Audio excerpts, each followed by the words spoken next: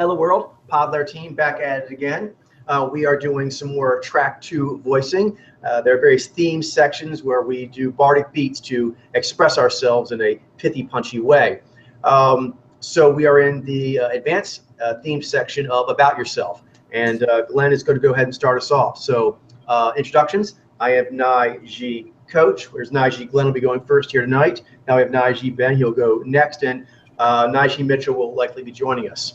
Okay, so Glenn, why don't you tell us where you're at right now and what you want to work on? All right, so I've been working on the beats a little bit. I took some beats that I was working on and kind of polished them up and made them into like nice paragraphs.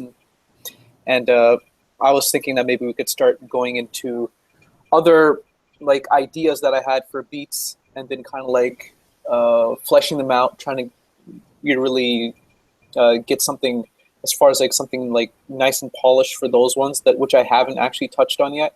I just been going basically according to my own personal interests as far as like which idea do I feel like talking about and what do I want to say on that, and then kind of like typing up what's on my mind about that.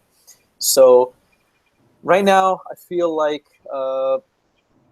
it might be a good idea to maybe get into school life. This was like an idea that I had for something, and what are you thinking there? Is that good? All right, so I have some bullet points here for like what I've written down here. So one's talking about my grades and how they used to be during kindergarten throughout grade 12, and then not necessarily getting the best grades, but then it kind of switched over and changed during my college time. Then yeah, there's just kind of a whole bunch of ideas I just kind of threw on the wall. So I needed a reason to take school seriously. School life was spent mainly me kind of like working alone, kind of like by myself with like a single close friend.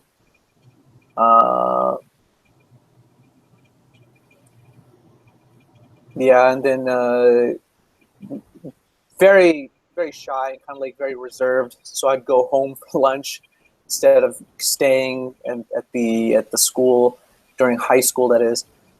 And so I'm trying to see here. There's a whole bunch of other stuff that I can talk about here as well.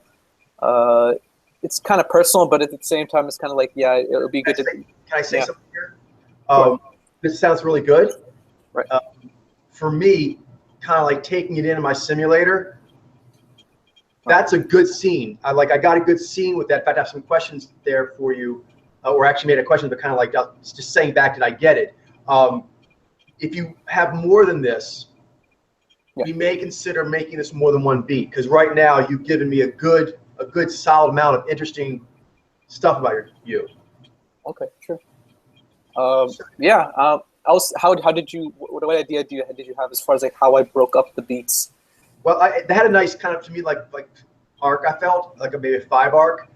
I was feeling like you start out earlier schooling at a, okay level. Then I'm guessing that ratcheted up in college, correct? It kind of got better because I was able to choose more according to my personal wants and desires and interests, that kind of thing.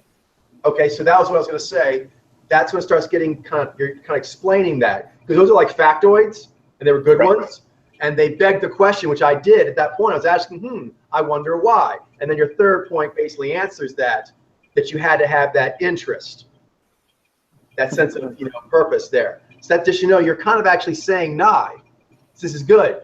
Yeah. You actually like explain yourself, because you actually then kind of go from Nai going into G. So like Nai transitioning Nai G and then more to G, which is, I got that you work alone a lot. That's been a way that you tend to be shy and work a lot, but you do enjoy the company of good friends with similar whatever. Sure. Yeah. Is that what you said basically? Because that was kind of thing that swirled around my head, you can correct me. And in the case of that, maybe also help touch up what you have now. No, I think that's good. I think I'm gonna just start writing something here. So you can talk to Ben now. It would be a good idea because I'm gonna start writing something here to kind of like. Okay, great. So we'll come back to you. Paint at the canvas. Yeah. We'll come back to you. Ben, what do you have for us? Yeah, I have like 4 new beats that I can go through. A lot of these I actually like already have like notes on, so they're pretty easy to write. But yeah. So each layer, that's a new thing, so it's good to. It's good to just finish fleshing them out. Mm-hmm. All right, so where we were sharing layers of a project is definitely something that is a benefit of having friendships. Sharing what exactly? So the layers that it takes to get good at things in life. There's obviously, we know, being NiAlpha, lots of layers one can do in a simulator. And by the time you've had your 1,000th simulation, if you were to do something in the real world, you would probably have a good bonus to it, right?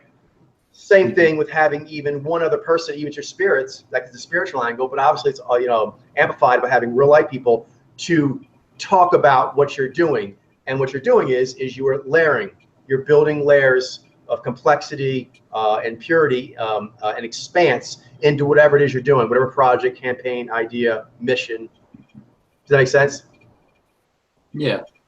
I just wanted to make that point because we're kind of talking about process as we do these hangouts for this purpose. How we get our kind of Druid Bard on is the purpose of why each thing is going on. Does that make sense? I mean, it makes sense in principle. I guess I'm thinking about like the principle makes sense. I think what it was a turn of phrase you used. It's probably not a sentiment necessarily that you hold. I guess I'm just not completely understanding the context of like if there's something. I'm not sure. No, I think it was actually. I was wondering if there's something like I said that sort of because I may have not been paying attention. Yeah, don't worry about it. But yeah, I think it was just a turn of phrase. So let me take it away from that. It's nothing to do with Ben, but I just something to be aware of, like in general. All right, go ahead. Mm-hmm. Yeah, nice. All right, so we were in the middle of the challenges section of my About Me pitch. And I have 2 beats on challenges. The first one we already did, which covered the concept of reflecting and updating my own code of ethics and my opinions. So having to constantly update myself. This beat will cover feeling and taking responsibility for my becalmment that I have experienced. All right, so let's get into this. Another challenge for me was feeling the weight of my own becalmment. When I was an NPC, I sort of just accepted that my life wasn't going to have much of a significant impact on anything. The becalmment doesn't shake me up so much in a direct way, typically, as while it certainly mattered to my peaking and development, I was so much more asleep to what was going on with the human condition and my power and potential in existence that I ended up not noticing it as much. What happened to me after I spent a significant amount of time in Pod Layer, as a Pod Layer practitioner, is that my higher spirits started treating me more harshly because of my becalmment, my lack of action and initiative to use my time and energy for heroic good. Of course, I was doing the routine stuff like attending hangouts, but my higher spirits have much higher expectations than that, which is for me to give it my all every single day. That was badass, man. Nice. That was boss. And then here I figured I'd the next beat is on Daru, which is, I mean, because that's a pretty related concept. So I thought. Please continue. Nice. So I have an interesting relationship with my Daryu, as I believe most people do. I'm constantly a very nervous and on alert person in general, and my Daryu helps me notice and properly take into consideration the worldly activities and events that I'm responsible for. If it were not for my Daryu, I would probably forget to do things even more often than I already do, or worse, not properly assess the risks and real-world consequences of my actions. And my Daryu also helps me greatly with managing my demons so that they don't get on me too much, which interestingly creates a relationship where I will often be in a state of Daryu when my demons are getting on me, in order to alert me of their presence. The Daryu is quite scary and difficult, but it is that way, so I'm always doing my best to survive and grow stronger. Excellent. Nice. The one thing I'm wondering. I think I can make this one even a little bit more personal, but because I'm kind of covering very like high level concepts that are going to apply to a lot of people here, but. Yeah, I was wondering, yeah, two things on that. One, you got already, so thank you. The other one I was wondering is, cause I'm trying to imagine, connecting the audience. So one, your personal element, that will make one connection point, but there would also be, I think, a benefit from, I guess like a concrete example. Well, I'm wondering, we had to go with certain assumptions, and so I guess, this is probably more type O audience, I think the Daryu is definitely something that would be cool to talk about because it's actually a very provocative subject matter. The fact that you can talk on that with sureness and logic and so forth, that really says a lot. But when introducing that, I'm wondering if there might not be like maybe a 2-word or 2 to 3 word, it can be very short, description of what Daryu is to someone who's not familiar with that term. Because other than that, it made total sense, was very powerful. I really dug it. I was just concerned about them being able to connect. Oh yeah, I can just say, yeah, I can, I can say like that it means like dark you or something, or maybe do a little bit more than that. Yes, and explain what it is. Yeah, and I'm wondering maybe that's a challenge that I might be able to help with, because I'm thinking we all should probably be able to have that when we bust out. Yeah, and I think that might be good for the, I guess the spirit forms in general. If you're going to talk about spirit forms, it's probably good to give a quick description about what that spirit form is. Yeah, so. And we don't want to come off, like as a teaching session, like you're trying to teach them. So I think that actually making it extremely brief, as long as it gives some general idea, that's actually fine, because it allows you to go very fast. It doesn't interrupt the flow of the conversation, but you have addressed giving that term you use some designation.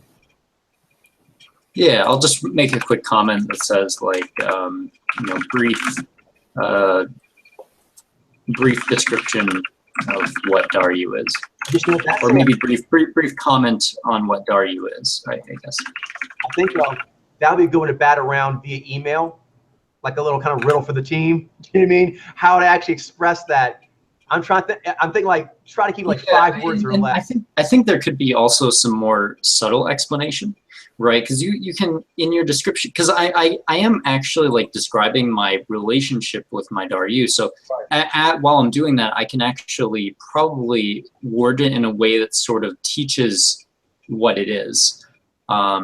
So I could say my Daryu helps me with the harder parts of life, and that kind of is a very, on the nose description of the Daryu, and it's more like embedded. It kind of gives you an idea. So I guess maybe like having maybe the introduction, just give an on the nose description about what the Daryu is, but maybe not even necessarily say like that this is like what it is. But you could make it like personal, but also, say what it is in a very on the nose way. That's true. One thing I was thinking is that in storytelling, there's some certain rules to it. I didn't know this back when I was learning stories on the streets in Baltimore with my family and whatnot. But there are rules. If you look at storytelling all over, there are certain things that just translate over. One is when the character is introduced, like we're introducing Ben here. on each beat, as you introduce the subject matter, it's good that you kind of articulate the heroic nature, for example, of the comics. You want this for all things, but in things like this where they're not familiar with this subject, they might think, oh, he's weird. What's the gist of this? So if it starts off with some way kind of saying that the Daryu is basically something a hero does. Do you know what I mean? Like maybe like a spirit guide. It can sound a whiffy, but like a spirit guide to help me with hard stuff. That's a very on the nose description, but it kind of does say what its function is and that it's something that a hero does. You actually, oh, so you're really into being like spiritual. You're like into. Do you mean that's something that someone who is looking to advance? It gives them a good sense, you know. Yeah, and looks. Yeah, implies that kind of leveling up that heroes do. You try to do better. Mm-hmm. Nice. Excellent. Yeah, I think that's a good idea. But that's a very strong beat. Thank Which you. is why I should make sure that they can get lost in the flow of it. And so I think that'll make sure they're in the ride for the rest of the 4 points being made. That was a nice ride. Awesome. Yeah, I'm feeling really good about this. I'm almost at the end too. I think I only have like after I finish, going through the beats I did. I only have like a few more after that, I think. Nice. So the next section is where I talk about the benefits that I've earned, I've gotten from being a pod layer practitioner. And the 2 that I have written down right now are on developing a closer connection with my other and also becoming more intelligent. I can probably think of more, and I think I probably, this might be a good area to add more beats because I'm a little bit short right now. But and I know there's definitely a lot more benefits than that. So that's one thing I'll probably end up doing. What is this last beat like as a theme? What would you say it ends on? Because you want to make sure you kind of like end done. Oh, this isn't the last section. Right, but you said it's getting there. It's getting there. Let's see. How many more would you say you have? There's just a few after it. It's stuff like my plans for the future. Like okay, so you're going with kind of like development, building up to what your current state. That's kind of how your arc is going. You're going to build to your current state now, like. Yeah. What I'm currently doing and planning on doing in the future, basically. Okay, sounds good. Nice. So I'll get into the 2 benefits beats though. So I've had a close connection to my other for as long as I can remember. At least I think I have. I mean, there's been times in my life I've been really young. It's hard to remember, but I believe I have in general, at least relative to other people in general. But it became really heightened when I learned that she was there. I think I've had a close connection, but it's a very different experience once you actually are consciously, and really aware that, you have this like unconscious, lover inside of you. And it's a pretty trippy experience. But that really taught me a lot about what was going on with my higher spirits in general and about her in particular. It feels very empowering to know that there will always be a metaphysical lover there with you through the peaks and the valleys, the good times and the bad. She is my ultimate fangirl and magical kitty cat inspiration.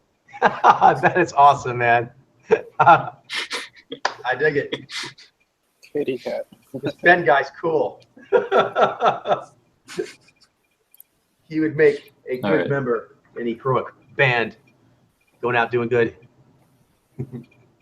Yeah, for sure. I felt a much greater awareness of myself and others that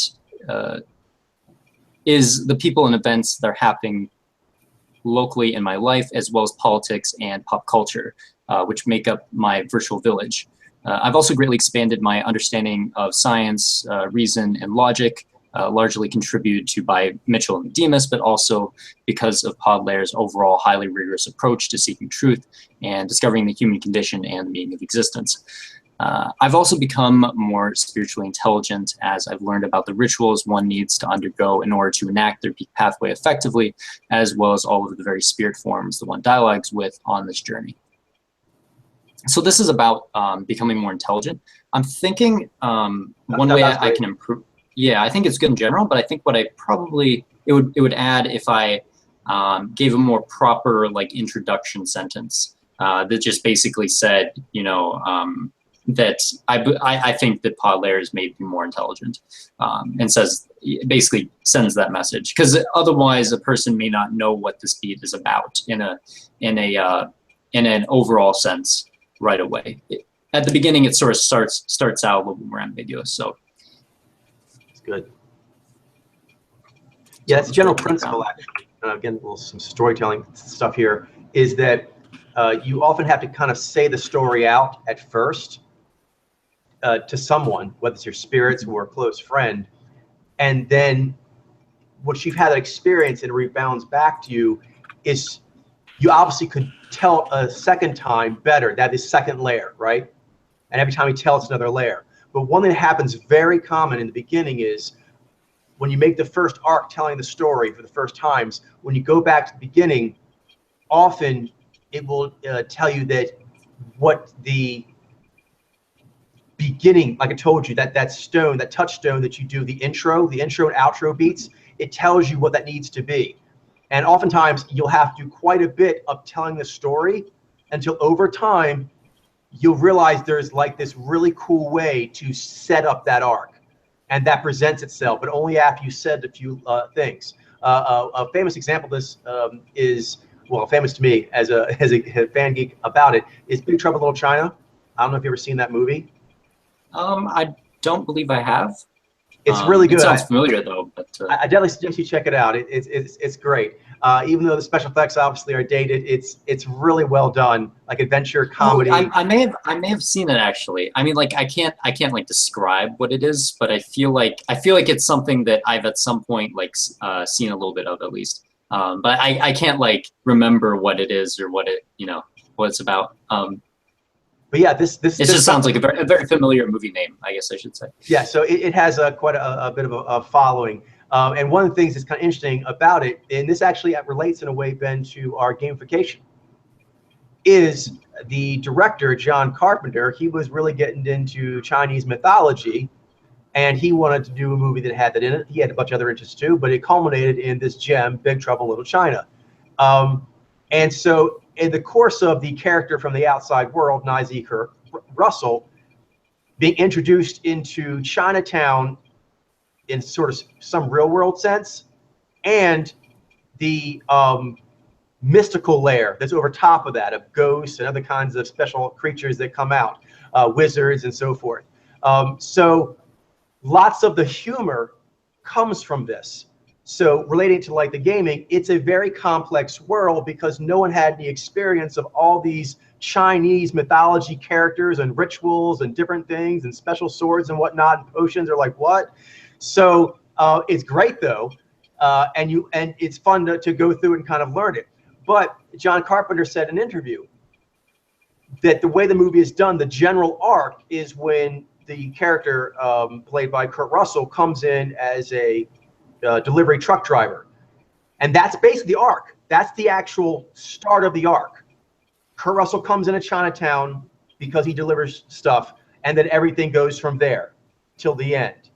But someone told him, I forget who, that that's so much new stuff, Chinese this and that and wizards and ghosts, they won't be able to follow it, right? And like you, Ben, you're a very awesome character. You're also, identify with this myself, very complex, right? I think all of us can say that. As heroes, we would fall into the complex hero category with the complex story. So with the guy, I don't know the guy, but some person told him that you need to set that up. And so the movie starts with, which he didn't plan till this came much later, is he had the good wizard come into a policeman's office, and the policeman basically just said a few sentences, very few, but like I hear there's, you know, green light coming out of Chinatown and like Tong gangs that are fighting each other. And he didn't say anything else, but he just kind of said like all kinds of crazy shit is happening there.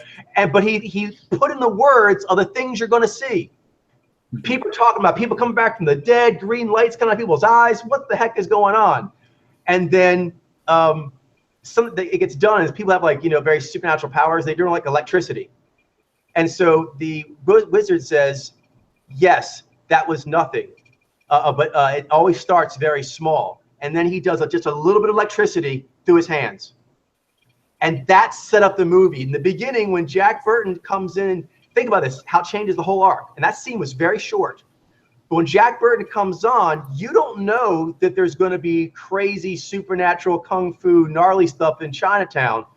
So you kind of get jumped by it, which works, but it works better, he realized, is actually teasing them about what's going to happen. So you can use that premise in your overall arc, this whole arc you're doing, but each beat, as you can see, has an arc.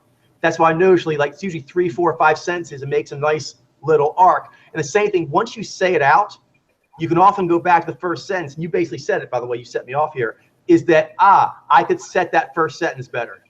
That happens a lot.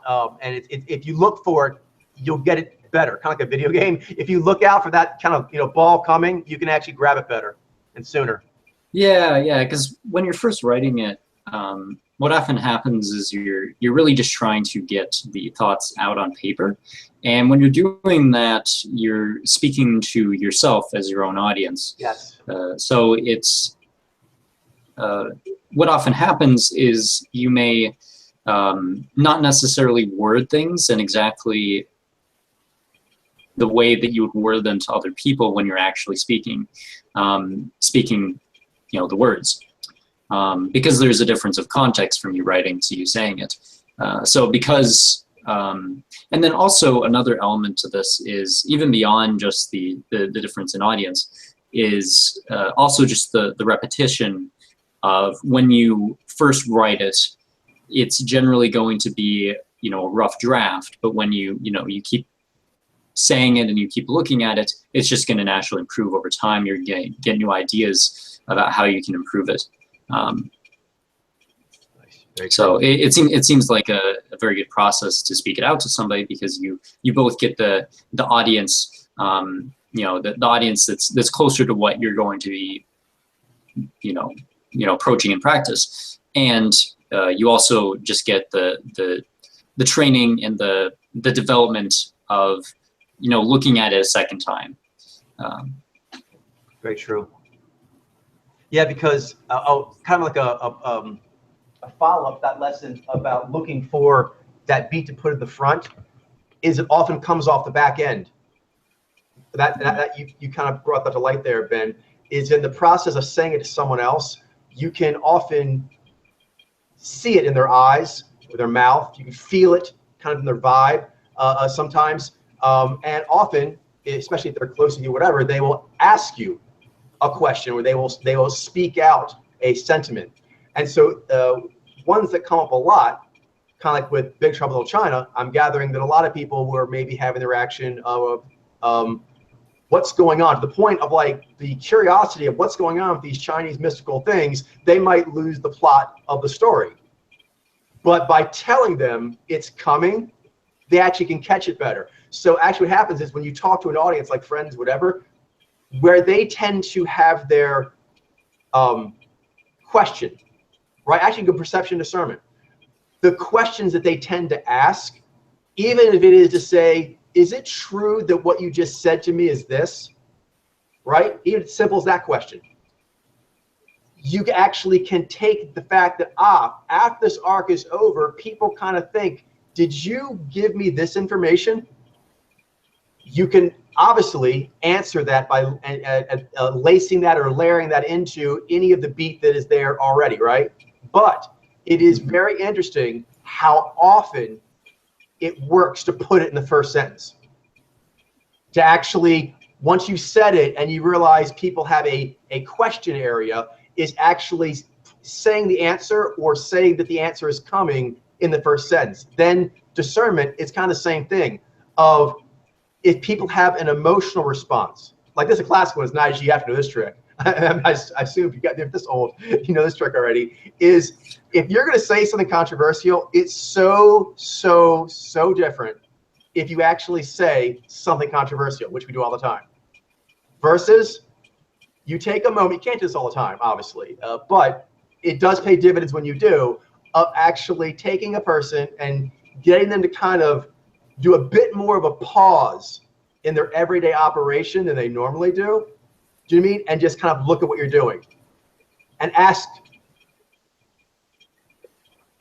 do you mean like their opinion on the subject, and then see where they come from when they are at ease?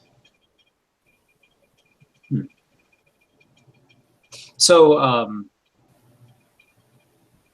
so basically, as opposed to saying it explicitly, you ask them about the relevant area that. Well, you get them to slow down. You don't just hit them like they're in flight. They're doing work. They're making calls. They have things they're doing, right? I see. If it's just separated from normal interaction a little bit, it often makes what you say go over better. If it's controversial, as it often is for us, that's a good thing. But also, I guess another point of that would be warning, right? If you actually say, I'm going to tell you something that might be kind of controversial, you tend to actually get them to prepare a bit for it. And so it is received better. In fact, they often, humans are funny this way. If you don't tell them it's coming, a lot of times you just get in trouble for like jumping them, which is weird because a lot of times you're speaking truth. But sometimes they feel the way you speak truth is jumping. Other times it's like,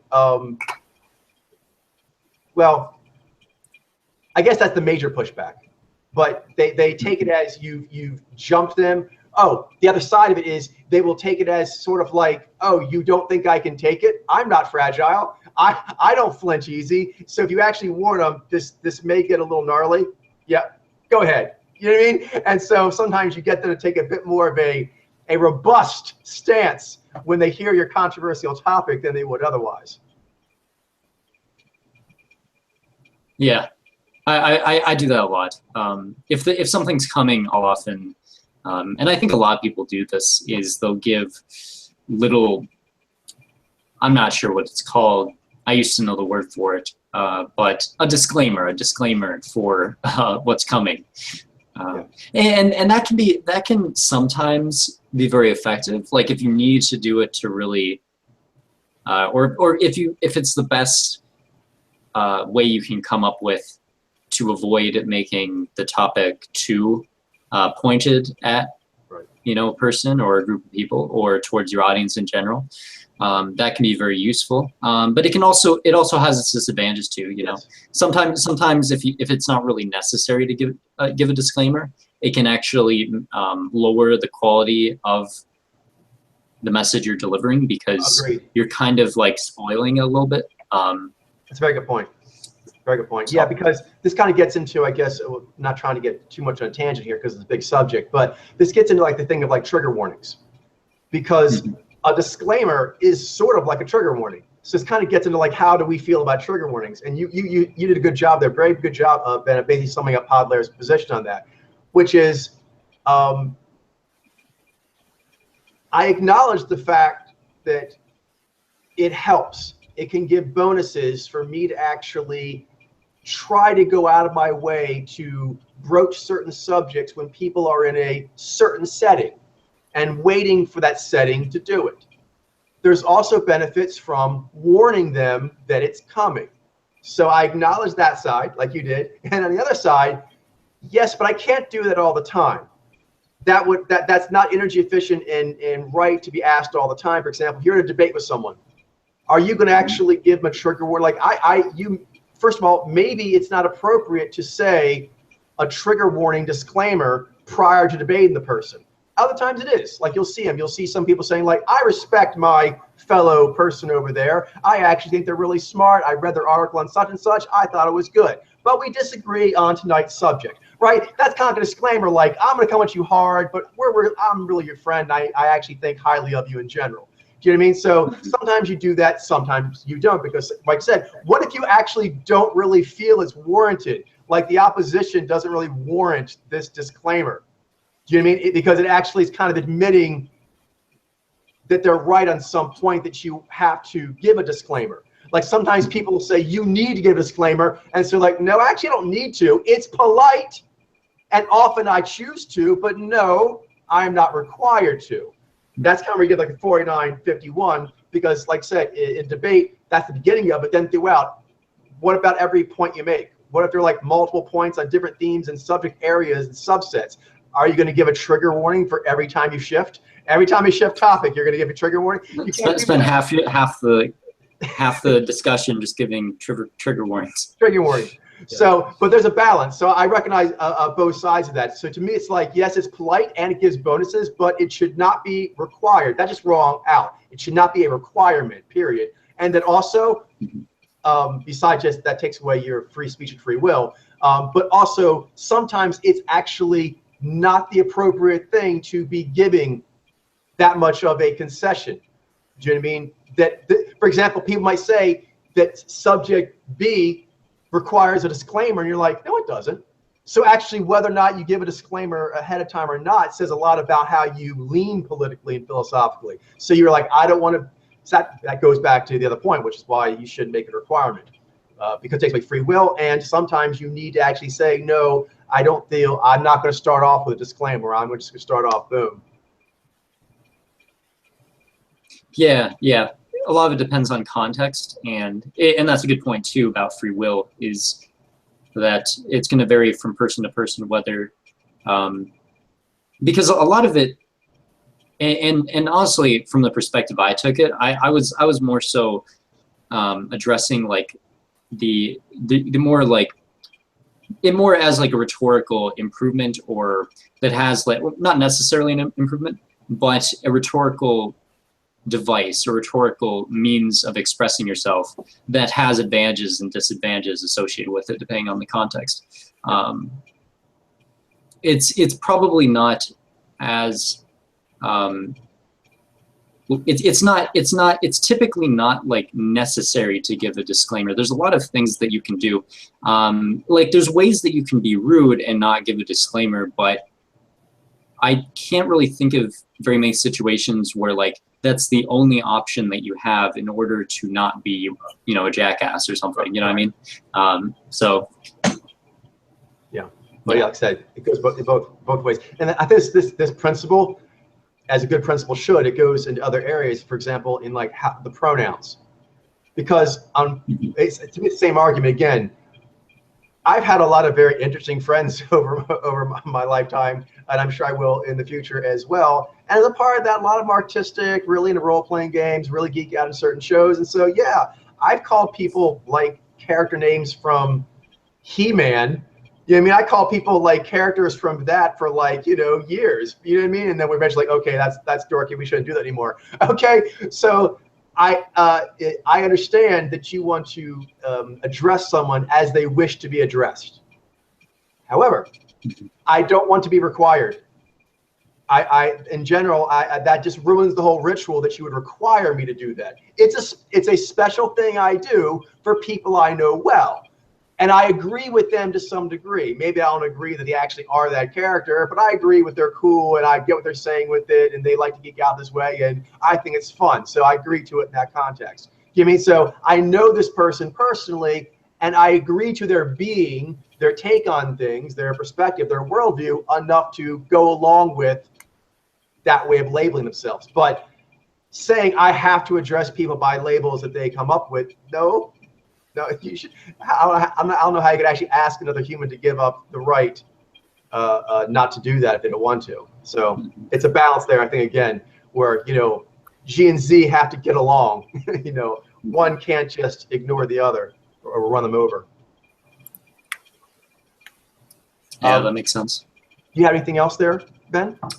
Let's see here. And how I think that just about covers it. Okay, Glenn, how are you doing? Do you have something you want to share? I think you noticed that I was kind of done a little bit, but yeah, I worked on the beats I made them into two beats. One is a little bit longer than the other one. It has to do with school life. So should I read them out? Yes, please. All right, so it says here, during my early years, going through kindergarten up until high school, I was always a very reserved youth and kept mainly to myself. My grades were middle of the road, and I never really applied myself like the way that other students did and my parents wanted me to. I never was entirely alone during my elementary or high school years because I would make friends with certain people in classes, but I always kept to myself, and even during the lunch break, I would go home to eat to avoid awkward situations with other students. I never had a circle of friends that I connected with outside of class, and this made me feel like an outsider to everyone else who all seemed to know one another and knew how to talk to one another given their familiarity to each other. So this is the second beat. Unlike my earlier education, my time spent at college has been... Do you mind real quick, Glenn, before we go on, we want to go with the assumption that each of these things may be beats where you only get to say that little bit of it at that time. So Right. let's talk about that last beat real quick. Okay, sure. So what I got is that you had some circumstances in your life in school that caused you to become more isolated. Yeah. Yeah. Okay. It's very focused on relationships, I feel like, social life kind of thing. Okay, so maybe you put it in there, in which case if you just highlight it for me, that'd be great. And if not, maybe somebody just add real quick.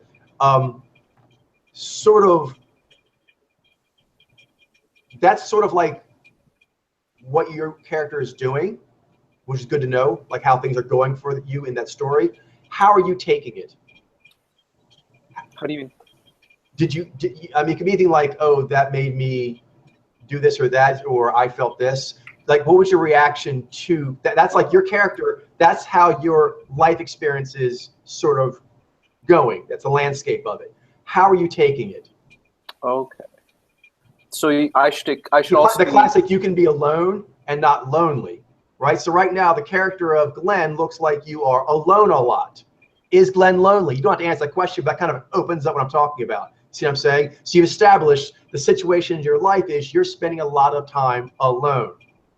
But does that or does that mean that you're lonely? That would be the logical question. If you could answer that in that beat, just by adding like a little thing somewhere in there, that I think would add a lot, because we see, like in a movie, let's say a character, they go from A to B, right?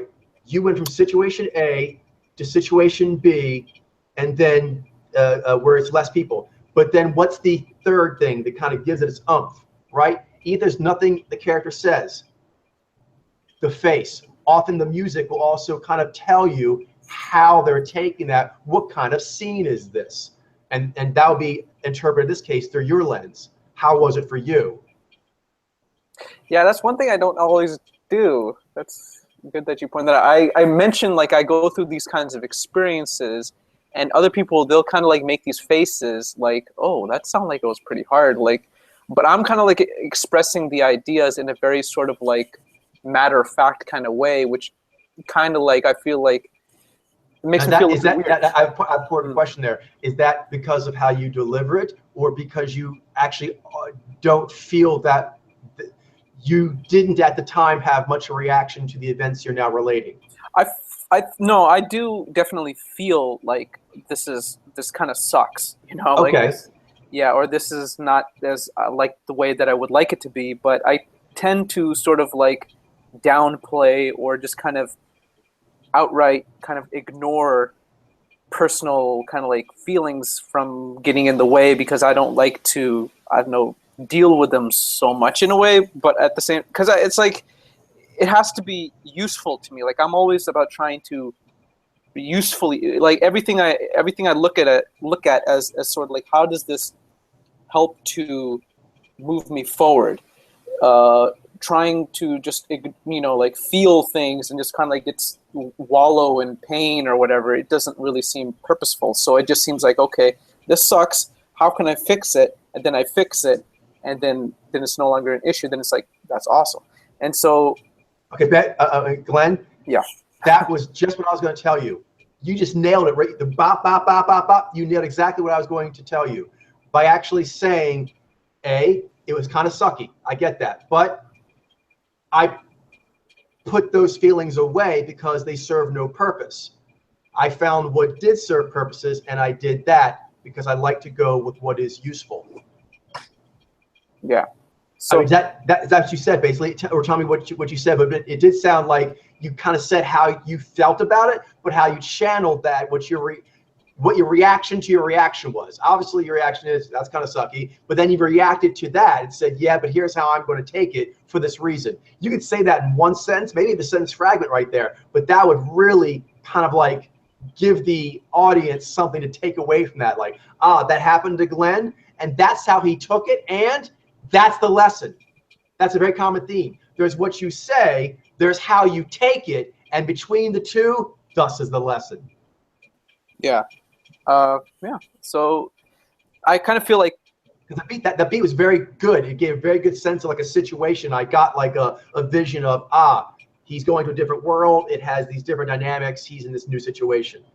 I do notice that I do tend to sort of like avoid talking about the hardships, or like the pleasant, like the feelings of like, oh, this feels really great or this feels really bad, and kind of like getting too much into explaining that part of it, because I don't know, it just, it's important, and I should talk about that, but like I kind of like skirt over it a little bit. I kind of like avoid it. So yeah, so if you like that, right? So that was good. Like I did. If you just add that, what you just put there at the end, if you just kind of translate that into like a sentence fragment or sentence, it would just bam, bring together. Because on that subject, Glenn, that's a thing of personal taste, but there is a spectrum that everyone's taste has to go on. There will just be different areas on the slide. There's an element of, and this is probably what you feel strongly, so be aware of this. That's fine. You feel strong, and a lot of Naiji feel this, but obviously within Naiji we may have large difference between us. But in general, Naiji tend to be sensitive to putting too much emotion into an emotional story.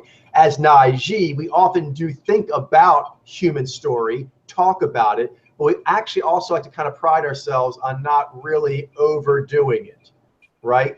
And that's a good sensibility to have. But just be aware, as much as that's true, so is the middle area. The middle area is, if you go further back, you will, and this, whatever you want to do, this is fine, but you will have entered into the realm of being mysterious. Because certain curiosity is being stimulated by, look what's happening to Glenn. How's he taking it? What does this mean? Right? What does this mean? How is he taking it? So that curiosity is going to build up. To a certain degree, the middle area, that's mysterious. You can be more or less mysterious. You can be comfortable with that or not. Then that is also, those two things, as true as they both are, so is the other side of the spectrum. There's a point at which I will lose interest in your character by not being able to figure out what's going on. Because when you told me that there at the end, I was like feeling it with you. It was a full ride. The first was, I got a vision. That was good. That was a perception. I got a vision of what was happening to you, and you did a really good job making me kind of get that in my head. But then I didn't feel how it's supposed to feel. And because I actually, like yourself, I've sensed it that way, I didn't want to impose my feeling on the situation. I was waiting for you to take lead on that as the storyteller. Does that make sense? And then once you kind of said, yeah, it sucked, but I did this with my feelings because I like to do things that are useful. I was like, boom, I got it. And I felt that, like, because I agree to that sentiment in a lot of ways. And so when your character said that, I was like, yeah. So like the first part was like, I got the vision. And then when you add that part at the end, I was like, yeah. Yeah, okay. I'll add that definitely. Should I add that now, or should I go into the second beat and then? I would add it now while it's hot. You don't have to make it great. I would just fold something in, even if it's like just a little side note somewhere. Try to write what you're going to capture that in a sentence or less. Okay, we can go back to Ben then. Ben, would you like to start talking out a beat? Sure, sounds good. My next beat is on. My next beat, I talk about the sample surfer, and the website. And I think, I mean, I haven't actually written this one out yet, so I don't know exactly what I was thinking at the time, but I imagine I wrote that down because that's like a future, you know, thing I'm going to be working on for a really long time, and already have made a lot of progress in. So it's kind of like something that can go, I mean, it's kind of like a mission statement, but it might be good to just like spend a beat talking about what I plan to do with that. Okay, that sounds great because for a lot of these. what you just said at the very beginning there, after your preamble, you basically gave a great log line start sentence. And that then made me wonder, okay, what does he mean by that? You kind of said like, here's a program I plan to do a lot within my life, and I've already done a bunch. Do you mean like what? I'm like, what? Okay, tell me about this. And so it kind of sets up that's a great start, and that sets up the rest of the beat. Yeah, I think so too. I could probably just write it right now. I mean, it's so like, you know, ingrained in what I do every, you know, all the time basically. Okay. So yeah, go ahead, start writing. And while you guys are writing, I have I'm working on the Jai Better Media. But I'm ready. You can call me whenever you guys are ready to go over your beat. I'm right here. awesome. That sounds great.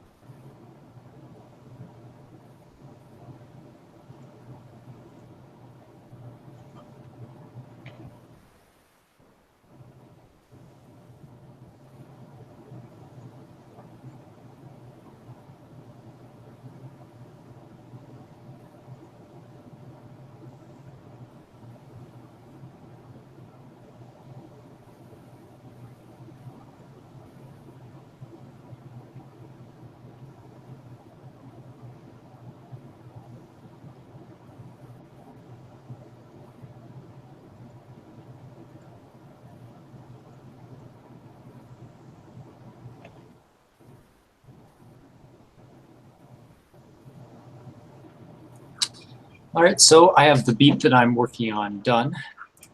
So I thought I'd go ahead and speak it out. Ready? I've been working on an application called the Sample Surfer for the past year now, which is an incredibly powerful picture collaging video game that is super useful for advancing one's motor reading training. On top of this, I have developed a website that integrates very nicely with the Sample Surfer to provide a more convenient way to access the data and take advantage of the Sample Surfer's capabilities. Now I'm integrating the Sample Surfer further to turn the website into a full-blown motor reading teaching platform that will be capable of taking anyone from beginner to advanced.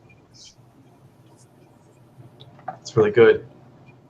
Again, I'm wondering with Mojo, you'll need to perhaps give a brief description of what that is, or go the route of saying human qualia. And although yes, human qualia might be better. And that way you can understand, like, okay, and you can explain it if they ask.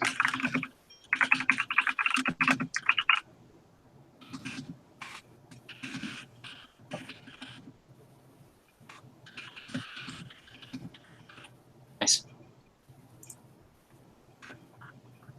Oh, perhaps because people like this people reading. You say it's people reading. Yeah, people reading is a good one too. Yeah, kind of like people reading. I think it's right here. People reading of human quality or something like that. Those two things. I think that kind of says what basically you're in people reading, and then that's kind of your kind of special take on it you have. Yeah, I think that makes sense. Nice.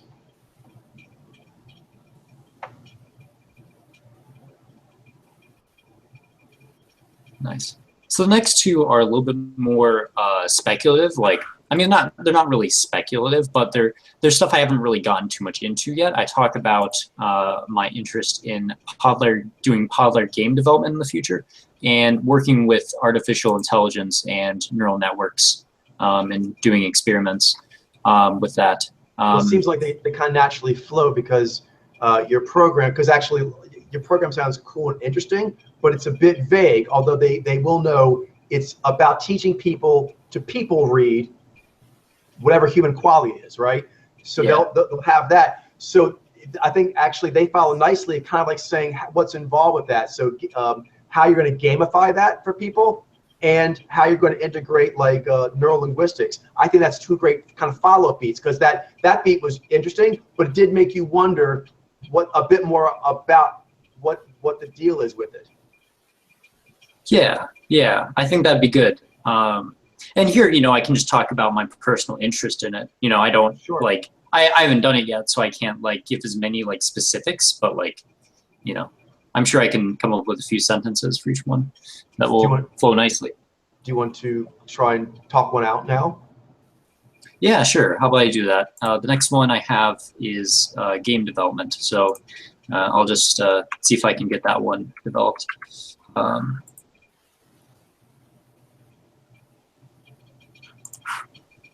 Didn't want to like talk about it first, or should I go straight to the beat? Or That's what does your instinct tell you? Where you called feeling more? I mean, I feel like I'm capable of it, of just doing it, but Okay. Yep. But I'm right here if you want to soundboard up, if you want to speak it out. Cool, sure, yeah. If I have any questions, or if I want to run anything by you, I think that's.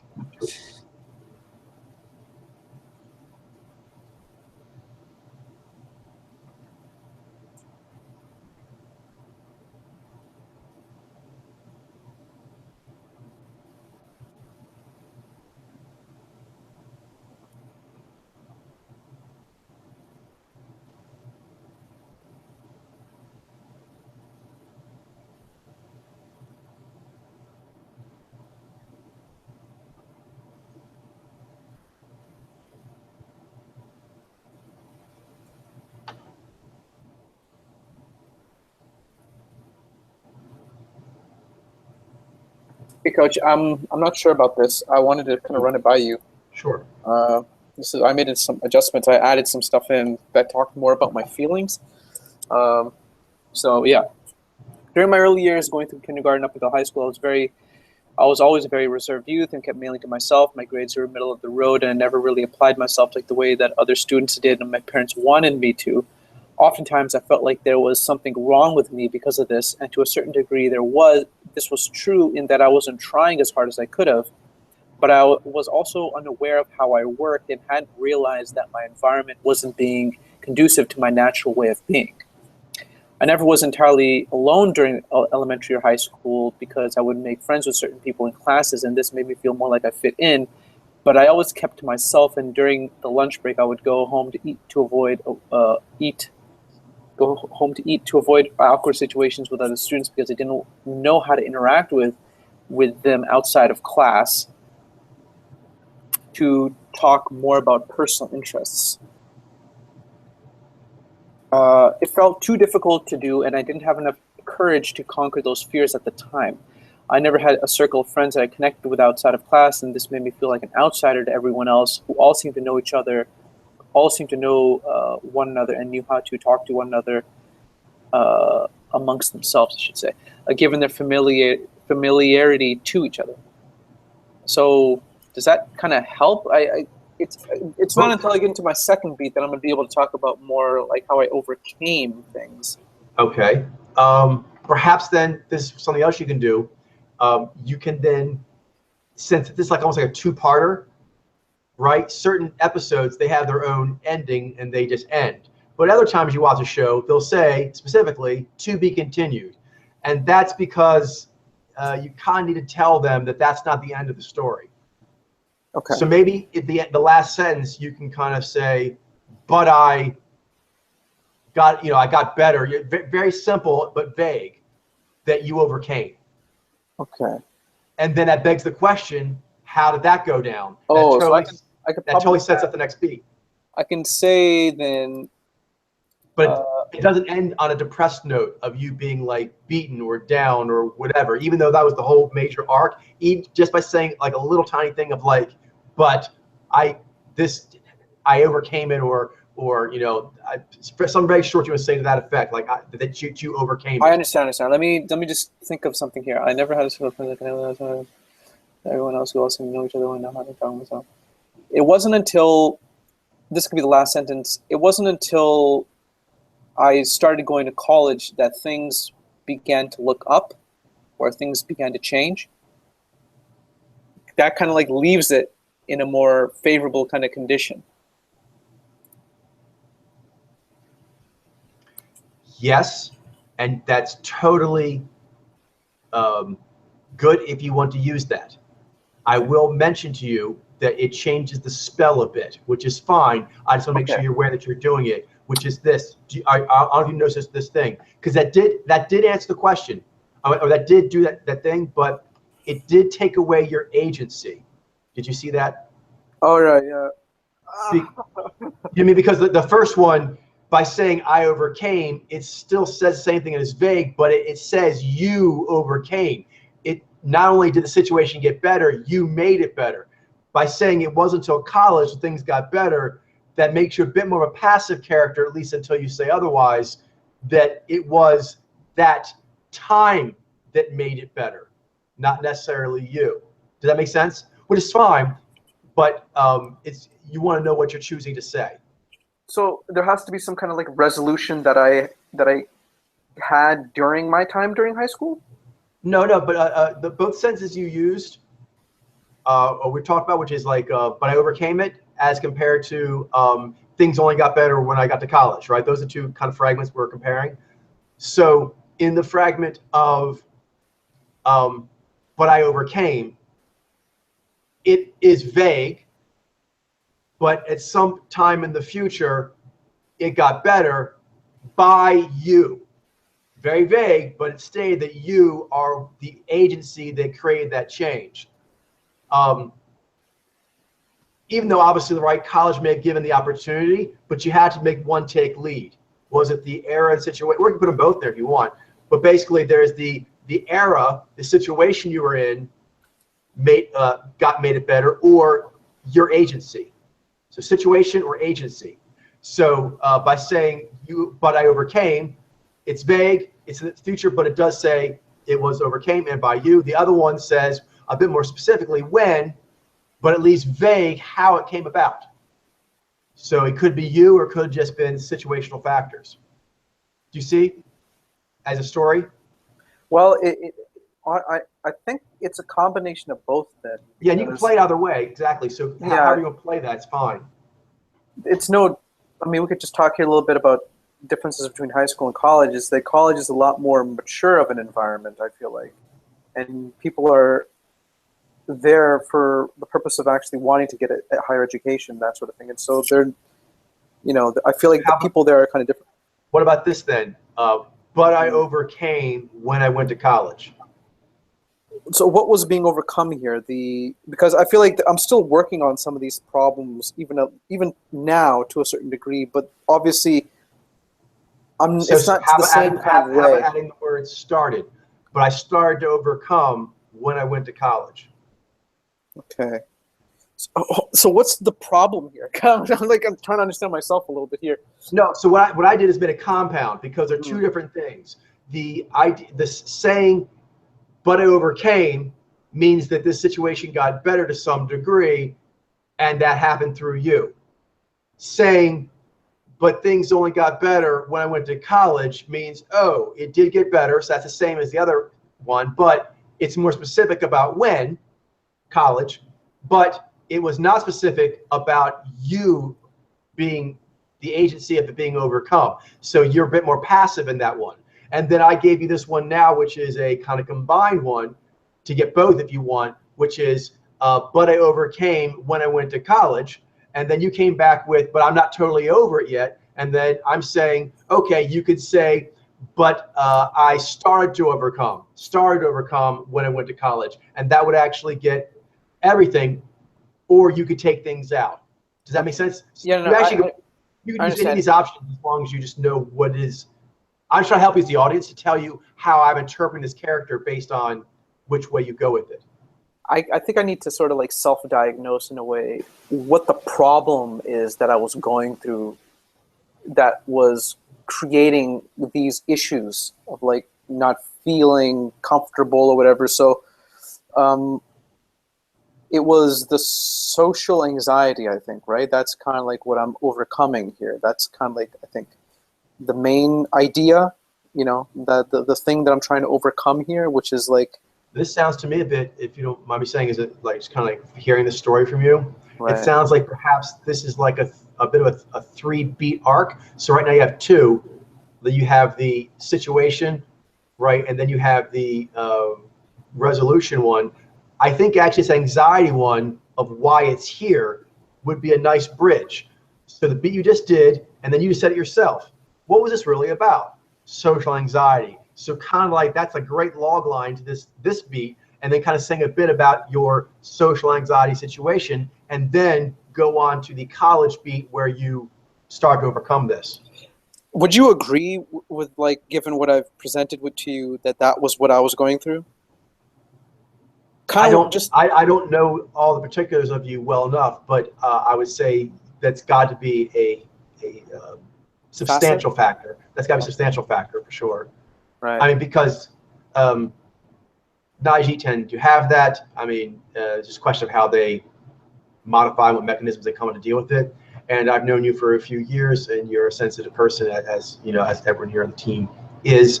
So those things mean automatically you're probably going to experience a significant more amount of social anxiety than most people do. So I think probably it affected being lonely. The things your social anxiety causes you to worry about or be uncomfortable with probably caused some isolation, and then perhaps the isolation then made you feel anxiety about that situation. Okay. All right. Okay. I'll think about that just a sec. Kind of a loop there. I'll be right back. Sure thing.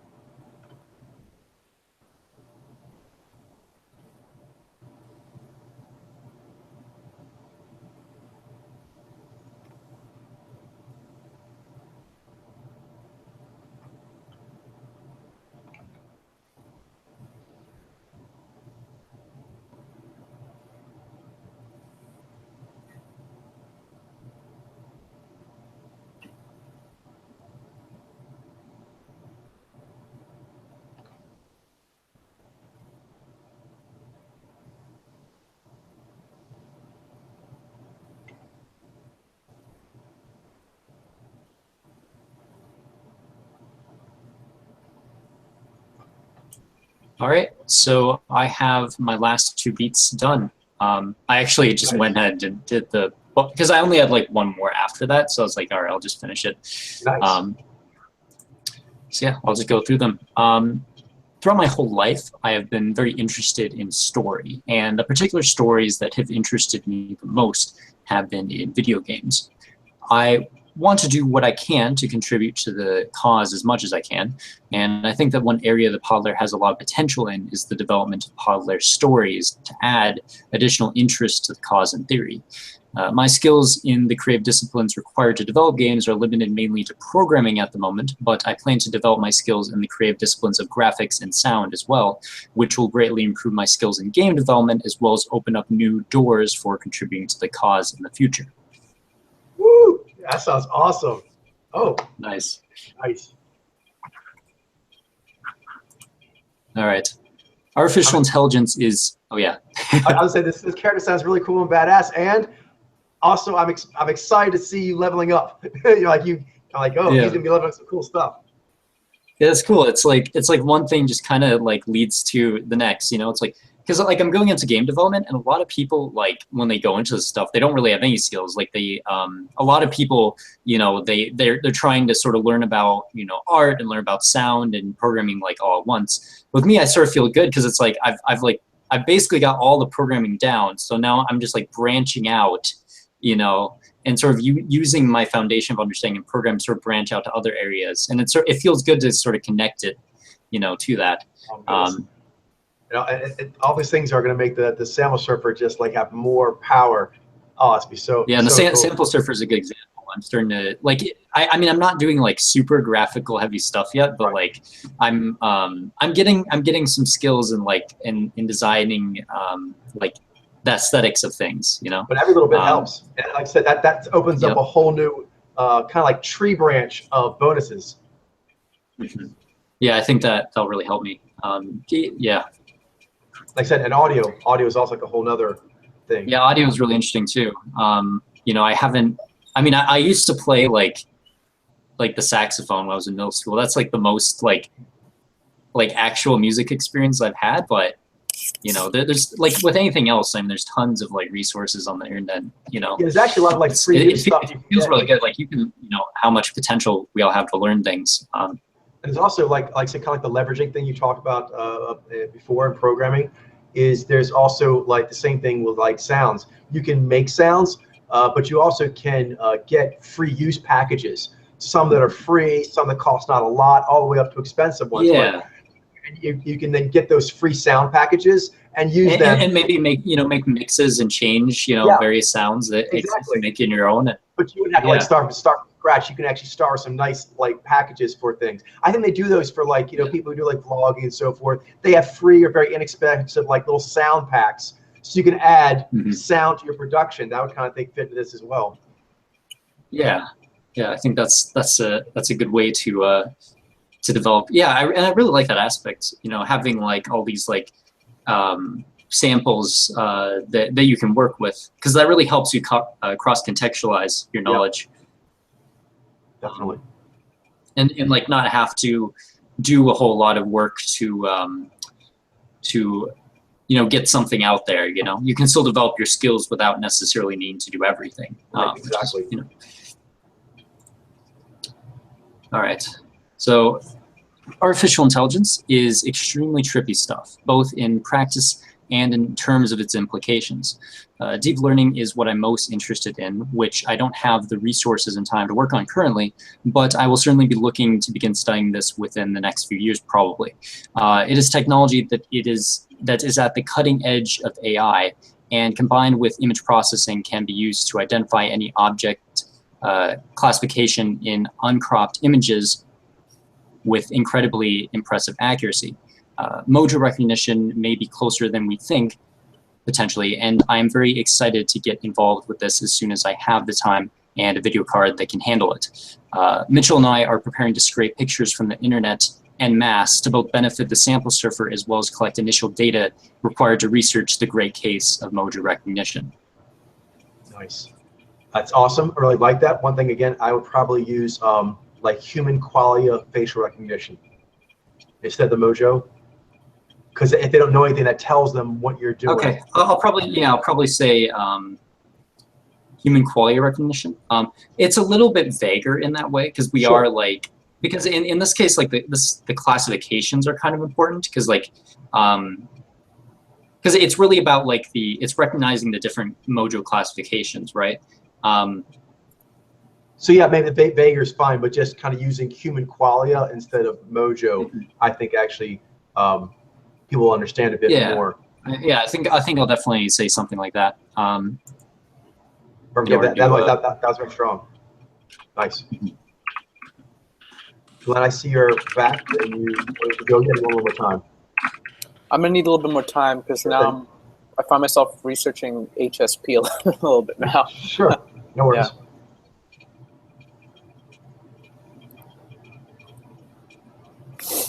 Ben, where does this leave you? Do you need to do a little more writing stuff, or do you want to? At this point, I've fleshed out all my beats, but I think I need to add more. I'll have to do an exact count. I should probably do that right now. Let's see. Okay. I'm just gonna see how many exactly I have, and then from there we can sort of figure out how many more I need.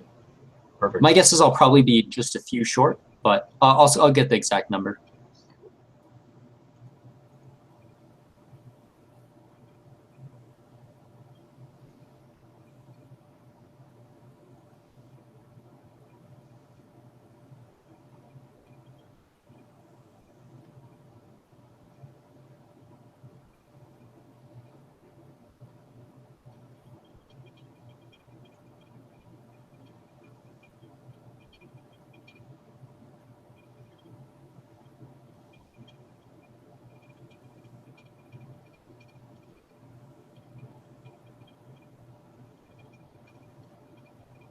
All right, looks like I have 32 beats currently, so I need another 4 beats. And you don't have your intro setting things up, or your outro kind of like mission statement going forward, right? That's 2 right there. Yeah, I haven't made like my my intro or conclusion beats. Okay, so that's 2 right there. So you only need 2 others. Yes, so why don't you go through and see where you think you might want them, and if you want to do more, it's fine. But yeah, kind of see if you can find something good for them to do. 2 beats. Yeah, I think that could work. One thing I was kind of interested in maybe doing tonight, and we don't have to spend a lot of time, but maybe just like 10 minutes, maybe at the end. Do you think we could like go over the latest stuff I've done with the website? Perhaps I can give you a quick demo. I like that.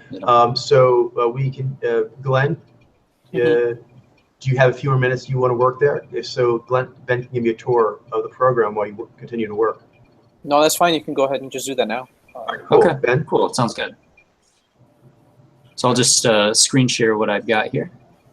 I made a lot of visual sort of improvements and added some additions to the overall visual aspect of the web sample surfer. So you can see here the overall layout is a bit different. On the left-hand side is the biggest change to the overall layout. I added just a very simple sidebar mockup. And we don't necessarily have to go with this. I just sort of wanted to put it there just to kind of show what it looks like and give it, show one potential option for how we could add a means of navigating through the tutorials. So if you're currently in a tutorial, what we'll probably want is a way for you to navigate between them. So maybe if you wanted to go back to the previous one or skip ahead, you might have a playlist on the left-hand side potentially, or playlist, or just a means of navigating to the previous one or the next one. And one idea I had for this was, do you see like the blue text at the top where it says gig started? Yes.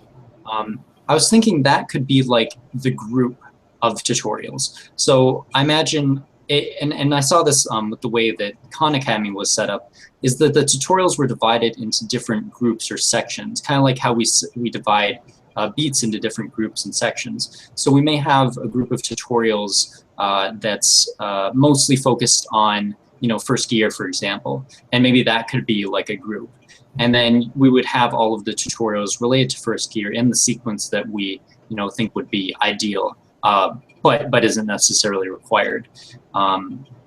And one aspect of this that is important as well is we can store this in the database, so we can keep track of all of our tutorials, and so we have that all logged in there, so we don't have to like remember exactly what they all should be, or put all of it into the code. We can have it in the database and just pull it, and then we can add as many as we want without losing track of things. I think I got some of that. Obviously, the technical stuff I didn't pick up on, but I think I got the general idea that you're sort of taking part of what they did on that website that we looked at that was well done, and you're taking a bit of their tree format, and you're going to put a portion of that on the left sidebar and experiment with that. Is that correct? Yes. That's cool. I look forward to seeing what you do with that. Yeah. So so you see this on so the way it would work is if you were to click on like right now it doesn't actually do anything, but you know, let's say you're currently in you know, this you're like in the first tutorial. Then you can click on the next one, and then suddenly that would come up, and there may not even necessarily need to be like a flip of the page or anything like that. It would be a very smooth transition, and we can add other navigational things here too besides the tree format. Yeah, like I we like can the add idea. I like the idea in general, just opening up. But you can't.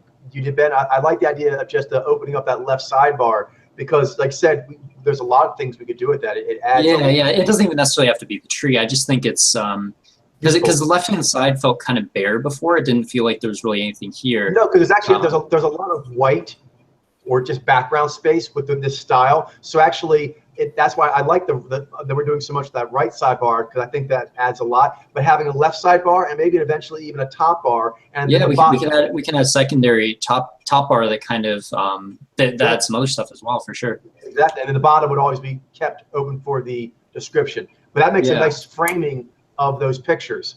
Yeah, that'd be cool. And another thing that's really cool is I can also make it so that the sidebar opens and closes. Like I could make it so there's like a little button that you click on, and it like opens the sidebar.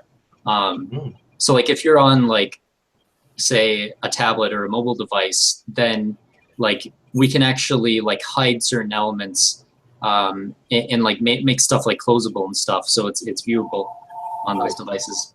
Sounds good. Or if you just don't want the sidebar to be there, you want it to kind of be out of view, then that's an option as well. Yeah, I like the pictures. That's like they're the star, and I like how they stand out really big. But having those little things on the side, I think accentuates them and kind of gives them like a pretty framing in a way. Mm-hmm. Yeah, I think it's really nice. It obviously adds a lot of functionality. Yeah, and I've seen this like this sidebar on a lot of other websites too. I just like how like it goes all the way to the bottom and connects past the top sidebar. Like it creates a nice framing. It's like it's cool. Yep, it works. And then another huge change I made was to the buttons. Like they don't look all that different right now. Like I made the borders different. Like I made them more like that. But like if I hover over them, like, do you see this? Ooh, do it again. Do it again. That's nice, yo. That's so nice. That makes it look pro, yo. Yeah. This is like some Web 2.0 shit right here. Like, but seriously, right there, just can you do me a favor? Could you kind of slowly scroll down through all of them? Yeah. I'll just go through each one. It's like the glow. And that's teaching without saying any words. Just that's teaching so much about the math that's going on.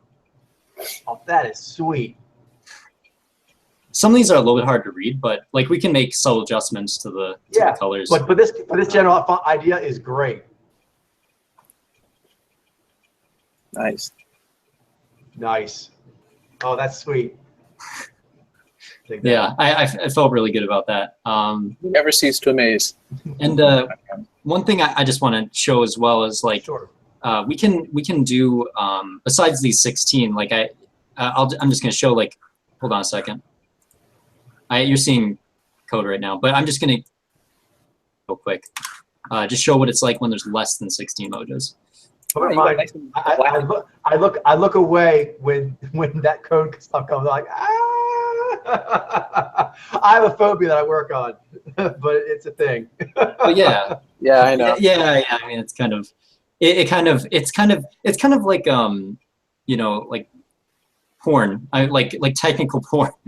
I mean, when you look at it, it's just like That's an interesting way of saying it. I mean, like it's very explicit, like about, but it's beautiful. Like it's very beautiful, but you know, it can Yeah, it also is. be very overwhelming to people.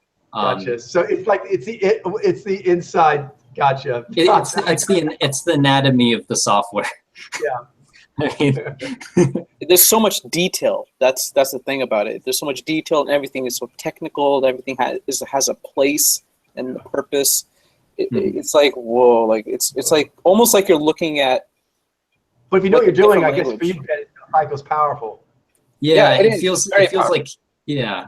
It's It's very inspiring, like watching it evolve. I guess I should say is like because you start from like nothing, but then like, you know, but you can like then you add a little bit more, and then like each time you come back to it, it's like significantly larger than it was before, Yeah, and then eventually you get to the the point where it's like a full blown system. Yeah, and it that's works. And that's one of the things. You're never working on like the entire thing all at once. You're always working on little exactly pieces of it. I can appreciate coding because I've done a little bit, as well when it comes to like HTML and what do you call it, other kinds of coding like in Excel.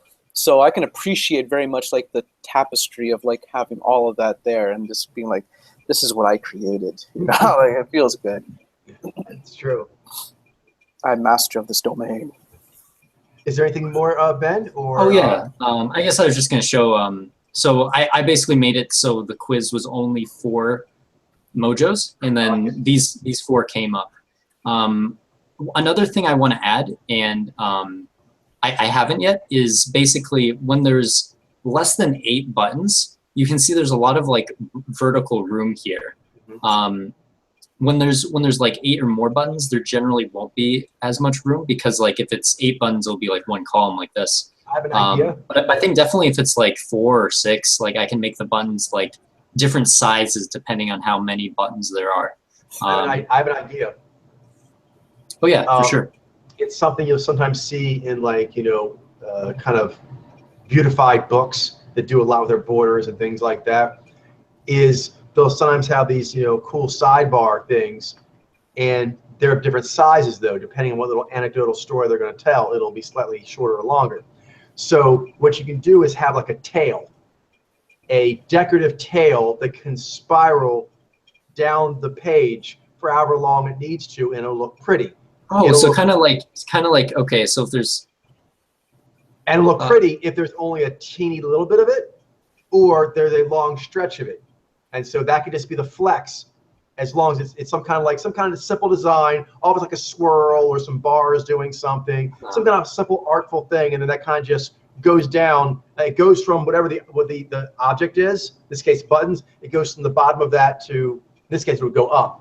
You're going up to the top of the page. Yeah, so it would go up to the top, but then maybe it would like, so let's say but you want to be simpler. You want to be much simpler, obviously, than the objects, in this case, the buttons, so that it's pretty and takes up the white space, but in no way dominates or takes away from the main panel. Yeah, so I guess in this case, what we'd be trying to do is, because one aspect to it is, one thing that you said that you want us for us to have is if it was 8 or less buttons, was for them to be in one column.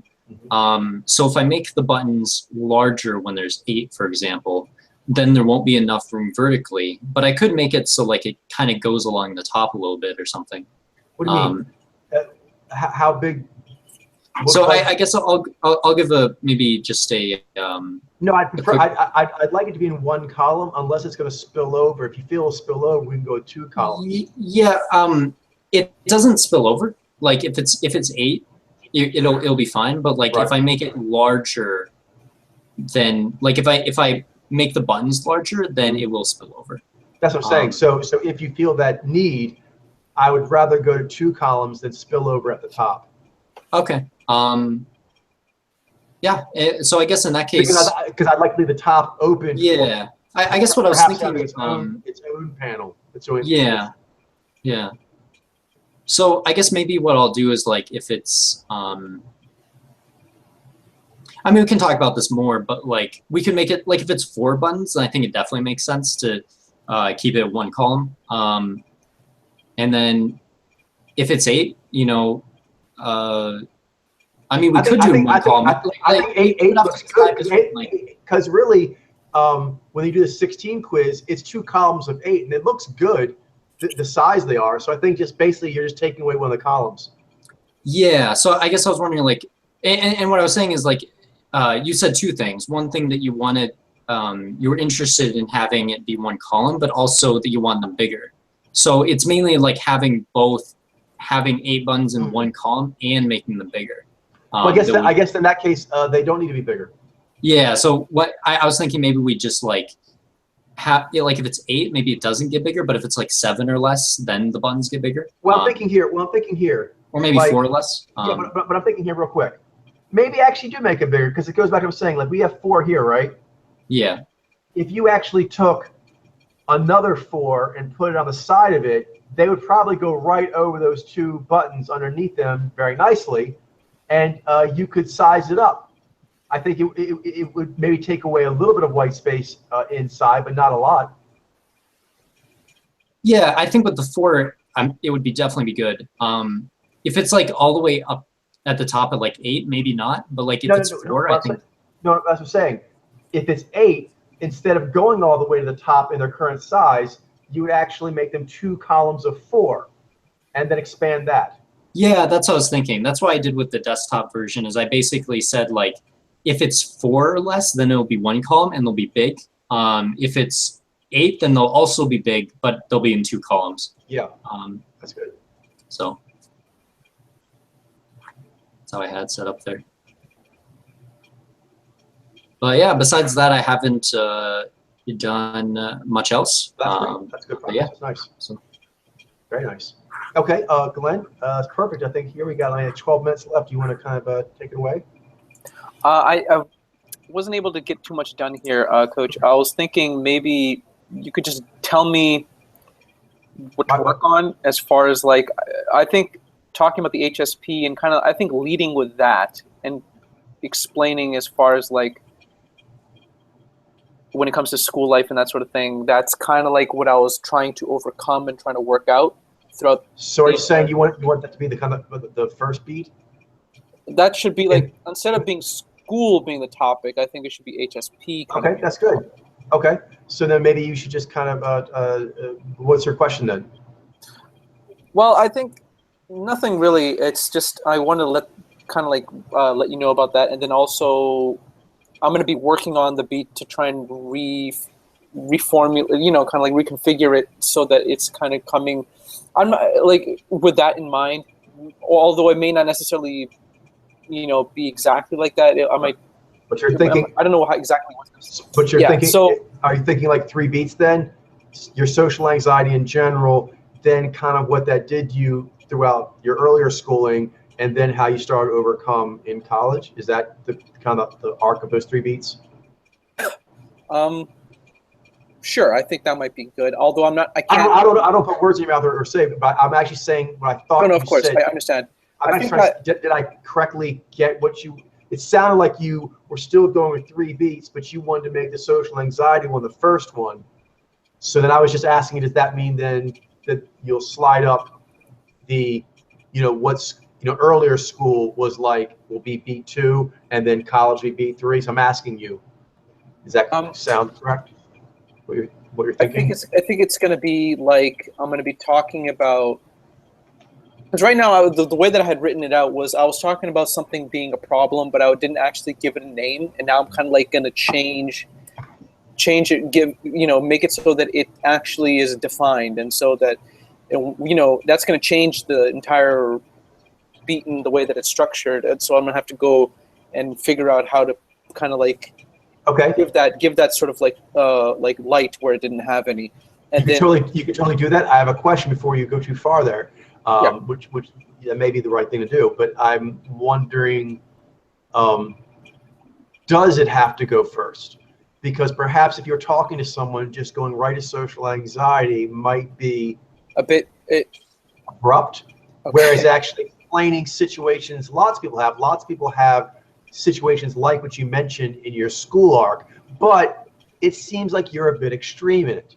That kind of sets up the social anxiety in a way. Not that, but you're right, you could do it where you kind of make that a thing first and then say how it went over earlier school and then into college. Or you could do it the other way. Both ways are fine. It's a question of how you, because you're right, one will be more clear. Start with social anxiety as the first beat there will be more clear, but it'll also be a bit more on the nose with no setup, which is fine as long as that's what you're choosing to do.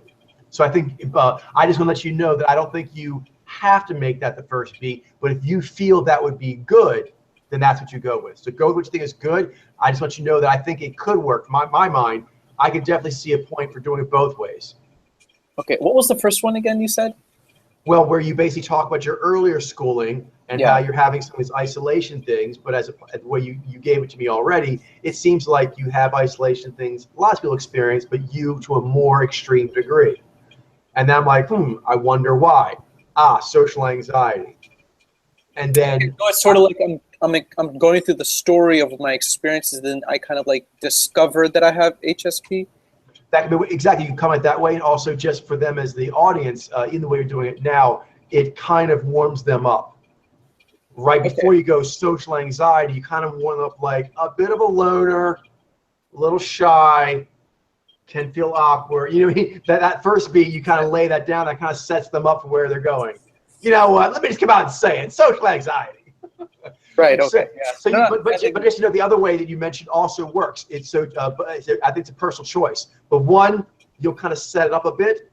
The other one, you'll kind of like, boom, let's get this out of the way right now. This is what we're going to be talking about, and then go from there. Both actually have their merits. So whatever feels better for you as your style.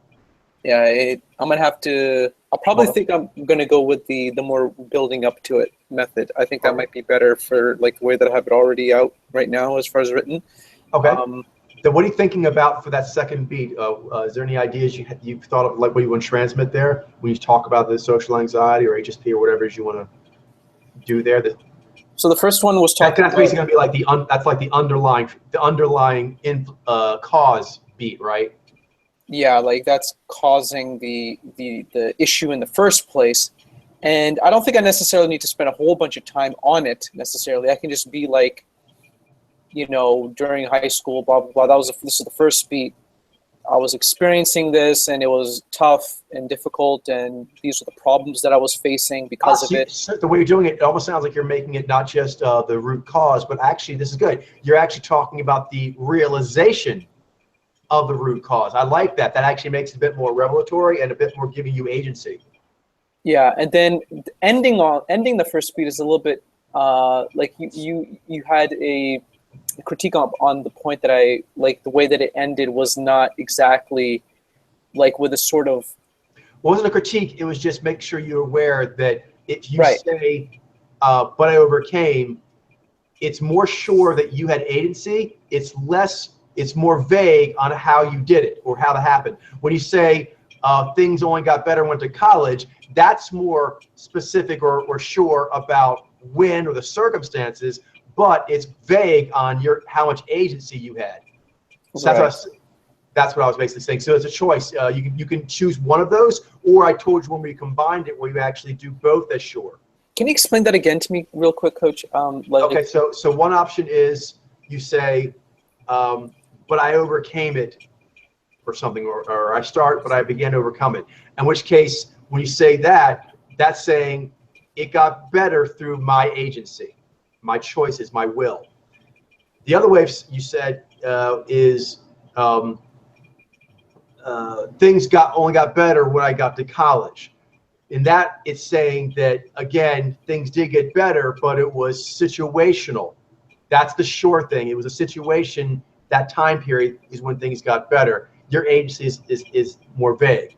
The combination one I came up with, you don't have to use it, is basically saying, but I started to overcome when I went to college. That sets up the college beat. Okay. And you could put that fragment at the end of beat 1, but now this new arrangement you're doing, maybe put at the end of beat 2 after you kind of talk your social alchemy, right? So you said how things were, then you said, here's kind of why I realized. Okay. Now Real quick. Should I say like I began to start overcoming these problems at the end of the first beat? Like, it kind of sounds like I'm saying that it wasn't until college that things began to change, which is partly true because I kind of was, in a way, waiting for college. I don't know, maybe not so much. Maybe I'm hard for me to think. But like, if I end it off, because I want to give each beat, like, I want it to, like, you know, be powerful. You know, like I wanted to. I don't want to end it off and just, you know, it be like this kind of like depressing story. That doesn't. okay, Is but what I want. maybe we have 2 fragments here. Okay. Now because of the new structure. So actually, what about after beat 1, you say something about getting better because of realizing the root of this. That's the fragment. And that sets up the anxiety beat. And then that one you end with, and I started to overcome more in college. So overcame some by realizing, sets up the realization beat. And that ends up, and I really started to get better in college. That sets up the college beat. Okay. I'm gonna have to just probably do this on my own a little bit and try to No figure worries, but yeah, so you don't have to do it on camera because we can make this whatever you want. Just like a talking out session, a reading out session, editing, ideas, you know, whatever you want to do, first telling of the story, whatever helps you get there. We should make sure we keep making progress, moving towards you being able to have this for yourself. I think it'd be very revelatory for yourself, and it's very empowering to be able to explain yourself, particularly when you are shy but bold, complicated, but want to actually be able to interact with people in a meaningful way. You know what I mean? So making this bridge for yourself is something I recommend to all humans. In fact, it's well known that most artists, whether they're painters or singers or poets or authors, whatever, their first work often has a lot of, this is me. You know what I mean? This is me. This is how I roll into it. And then their next work is like, oh, now I'm experimenting with jazz. Now I'm actually collaborating. Now I'm actually doing this. Now I'm talking about my breakup. But the first one tends to be the culmination of life that led to you now expressing yourself in this sort of elevated way. I see. Yeah. It's your bio, essentially, in a way. This is my biography. And particularly your biography up to the point where you became a public expresser. Right. Do you know what I mean? That's that, you know, because all of us here have been, you know, so Najee, we've been doing it in our heads. We've been doing it, you know, to close friends. We may have done it in some places in school, in certain events, at certain times, or presentations or debates or whatever. But to actually do it like as a vlogger and as a way you will conduct yourself going forward, that takes an artist. Often it can take them many years to get to where they're willing to first do it. A lot of artists don't start their things till later. A lot of great thinkers don't start until later because that first kind of push through, it takes a bit to realize that you need to do it, and then coming up with enough self-awareness to express that. But when you do, you never go back. Once you actually, because you now have a platform. Politicians too, it takes a while living to come with your first general political platform of, this is how I roll. Obviously, you keep adding to it and maybe updating things, hopefully if you're smart. But actually, that first, like, I'm going to declare myself politically. Getting past that threshold is a big deal, and that's what you're doing here on several elements. But once you do, you're in a different class. You now are able to express yourself in that capacity, which is what a lot of people don't have, which is unfortunate. They really should be taught to do that because every human needs that. But Najee, since we like storytelling so much, it has other benefits as well for a character sheet. But just on that alone, to be able to say, here's what I'm about. I really thought it through, and here's what it is, even some uncomfortable stuff, even some unusual stuff, and here is how it is. You can just take it or leave it, basically. Take it or leave it, and you know you've done a good job. And after you've done that, you're like, I've given a good accounting. I looked at myself. I've thought about it, and I'm trying hard, and here's where I am now. I think any fellow seeker can go, Cool. I'm curious to see where your story's going from here. Nice. Yeah. All right. All right, that's a perfect place to end it on. If you guys have anything else, we'll go ahead and call it. That was good. I'm good. All right, I think that was good. excellent. So then we'll meet up on Sunday, and I'm choosing this week. We're going with NYZ ladies. NYZ females coming up. All right, guys, have a great evening. That's great. All right. Good night. Have a great night, guys. Good night.